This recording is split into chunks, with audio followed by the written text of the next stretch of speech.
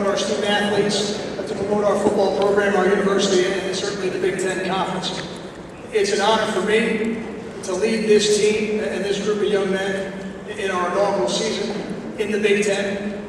It's even more of an honor for me to get the opportunity to coach young people like the three that I have here with us this week.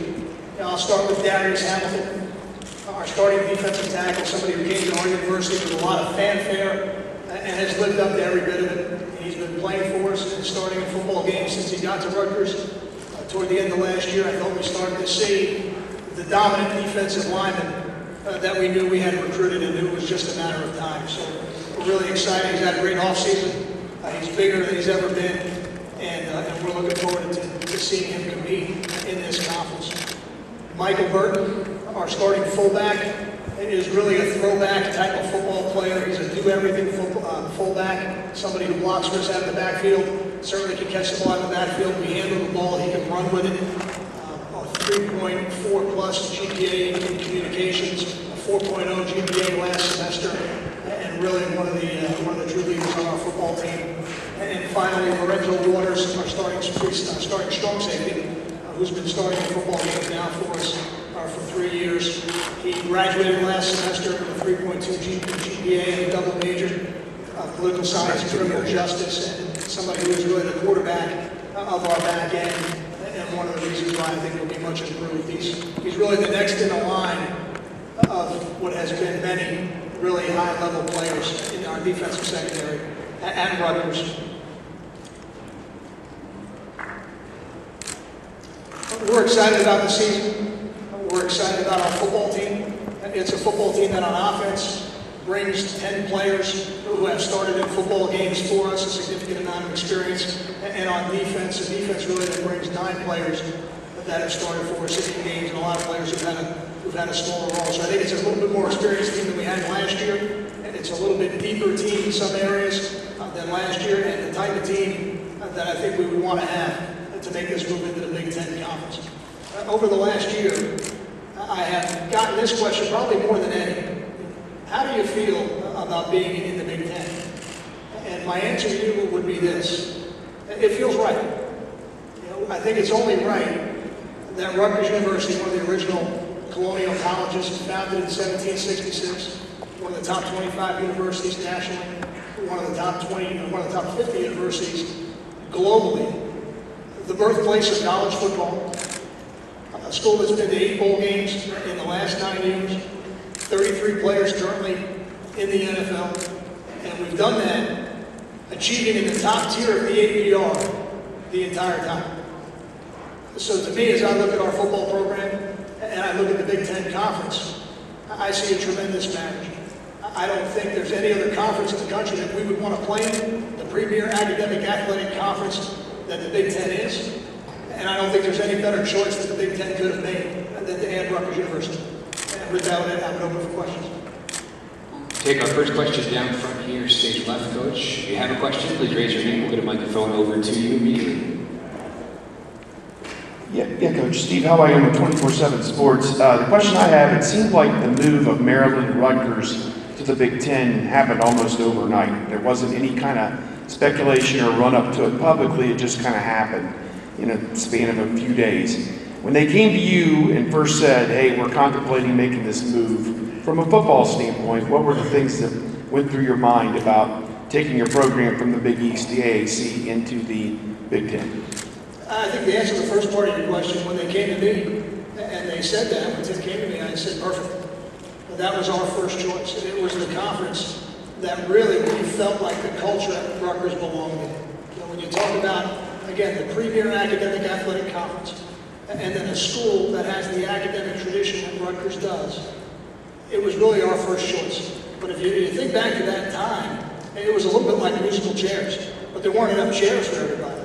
So certainly we were excited to be in one of the premier conferences. From a football standpoint, our program has always been about winning championships. That's our first goal.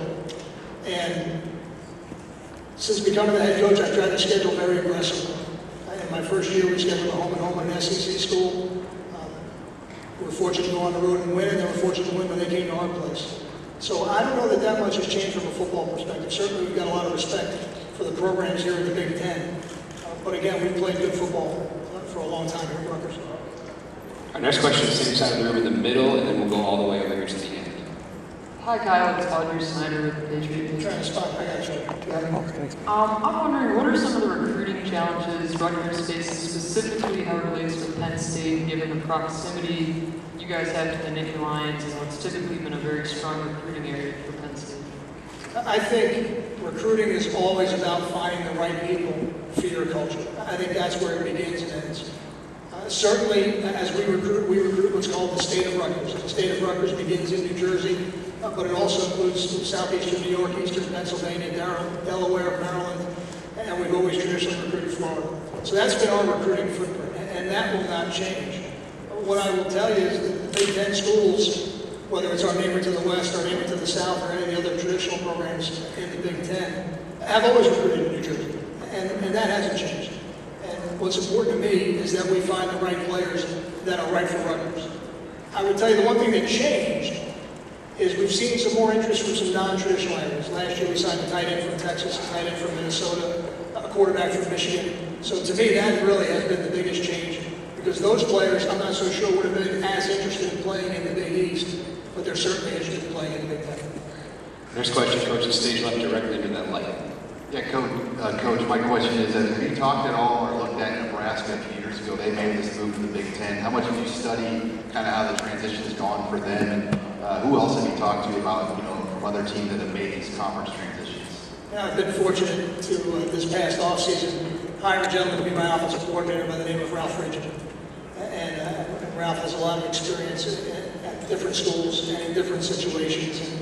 And he is somebody that I've had conversations with about getting ready for this season, because I think it's not about making a transition, it's about preparing for the season. I think what you speak to is the preparation for the different opponents. We'll play 12 teams on our schedule this year that are different from the teams we played last year. Some we have some familiarity with, others we don't. So I think for us it's been really about doing the best job we could and doing all the prep work leading up to the season. And we started a little bit earlier this year, so that would be, I guess, the answer to your question. Stay on that side of the room, Coach, here on the aisle. Coach, you talked about scheduling aggressively. How much are you looking forward to playing teams like Ohio State, Michigan State, and Michigan this season? We're looking forward to competing for championships.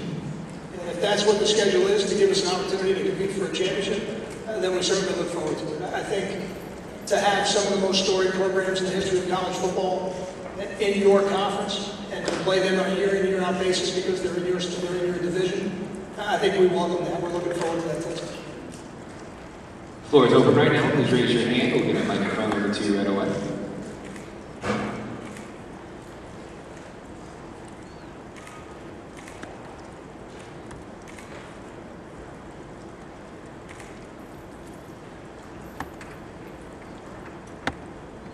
Never known this group to be so shy.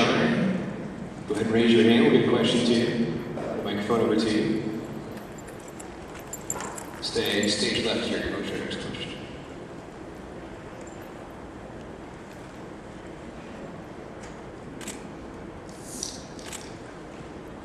When you talk about Big Ten football, define what you mean by Big Ten football. What do you see that sets it apart or makes it unique? To me, Big Ten football starts with physicality. And I think you had better get your program ready for the physical battle that is going to happen up front. You look at the teams in this conference, and whether they're traditional offenses, spread offenses, for the most part, they're offenses that want to run the football and stop the run. And those are two things that we've always started with at Rutgers. And certainly on offense, we want to be balanced. And to be balanced, you need to be able to run the football when you want to run the football, not just when the numbers dictate. So I think if you ask me about the Big Ten Conference, the first word that jumps into my mind is physicality. Our next question is stage right, going all the way in the back of the room. Coach Del Yates, WLS Radio here in Chicago. With all the great talent, high school talent that's come out of the state of New Jersey over the years, do you think now with that Big Ten umbrella, you're going to be able to go in these homes and actually be able to get commitment from these great athletes in New Jersey? I don't think there's any doubt. I think we've done that. And You know, I think sometimes some of the players we've recruited have come with a lot of fanfare, guys like Darius Hamilton. And sometimes we've had other players who've come to Rutgers with not as much fanfare, but have really produced on an elite level. Guys like Devin and Jason McCourty jump to mind right off the bat. So I think when you look at recruiting and you look at the players that enter a program, for us, the most important thing is the right fit. If we can find the right player that fits into the Rutgers football culture, the Rutgers University culture, that player will thrive. And whether it's 3, 4, 5 years later, that player will be a better player for it. And he'll help us win championships. And while he's doing it, he's going to prepare himself for the NFL. I don't think you have 33 players in the NFL by accident. Our next question here, stage right to Coach. Coach, I just wanted to see what the process was like in terms of bringing Ralph in as offensive coordinator. How long you had been looking at him for, and just what went into bringing him in? You know, Coach Reed and I did not really know each other. We had some mutual friends and acquaintances, but it really started 2 years ago. I had reached out to him about our offensive coordinator position, and the timing wasn't right. I know things have been written about why the timing wasn't right, but for him, the timing just wasn't right. And then when Ron Prince had the opportunity to go to the Detroit Lions and be the assistant head coach, the tight end coach, I said, you know what, I'm going to reach out to him again and let me see if we can make it work this time. And, you know, we flew him in, had the opportunity to spend some time with him and talk about everything, really, just from personal philosophy to the depth chart, the personnel, to recruiting, to what we thought we needed to do to be successful. And ultimately, it ended up being the right move. I know his wife was certainly in favor of him going back to work, which never hurts. Our next question is stage left, Coach, all the way in the back. Coach, you alluded to all the guys here in the NFL right now, whether it's Logan Ryan, Ron Harmon, back to Devin McCourty. What's kind of created the pipeline between Rutgers and Foxborough? You know, that's probably a better question for Coach Belichick than for me, but I would tell you this. I think the reason those players have been successful, it really starts with having choosing the right player out of high school. And then having a program that you can develop them in, to have a defensive system that prepares them for the NFL. You know, all the things that I think we do. And then I think one of the things that is very attractive to Coach Belichick and to a lot of coaches in that league is that they know when they get a Rutgers football player, he's going to be ready to be a professional. He's going to know how to prepare. He's going to know how to take care of his body. He's going to know how to practice. He's going to know how to do all the right things to get ready for a game, because there's very little room for error. And I think we've got a good system for doing that at Rutgers, and it's allowed those guys to be successful while they're with us and then even beyond in the NFL. Time for one more question. We'll take it right down here in the front, all the way in the front row.